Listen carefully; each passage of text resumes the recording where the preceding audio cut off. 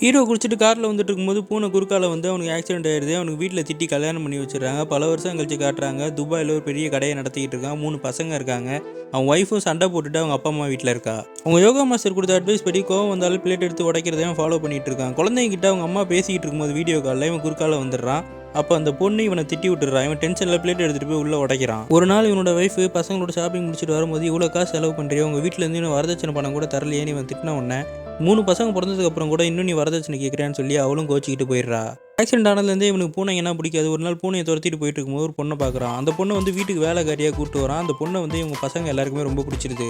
ஒரு நாள் ஹீரோவோட கடைசி பொண்ணுக்கு பிறந்த நாள் வருது. அப்போ எல்லாரும் சேர்ந்து அவங்க அம்மாவை கூப்பிட்றாங்க. ஆனால் வரமாட்டேங்கிறா. இவங்க எல்லாருமே சந்தோஷமாக இருக்குது. அவங்க அம்மா வீடியோவில் பார்க்குறா. அந்த வேலைக்காரியை இருக்கிறத பார்த்து பொறாமப்படுறா. எங்களும் வீடியோ கால் பண்ணி ஏமா வரலன்னு கேட்குறாங்க. இவ வந்து அந்த வேலைக்காரியை பார்த்து நீ ஹஸ்பண்ட் கிட்டலாம் போகாதுன்னு சொல்கிறா. அதுக்கப்புறம் ஹீரோ வேணுனே இவளுக்கு கால் பண்ணி நீ வரலனாலும் பரவாயில்ல, எல்லாரும் சந்தோஷமாக தான் இருக்கும், எங்களை பார்த்துக்க வேலைக்காரி இருக்கான்னு சொன்னவனா ஃபீல் பண்ணி அழுவுறா.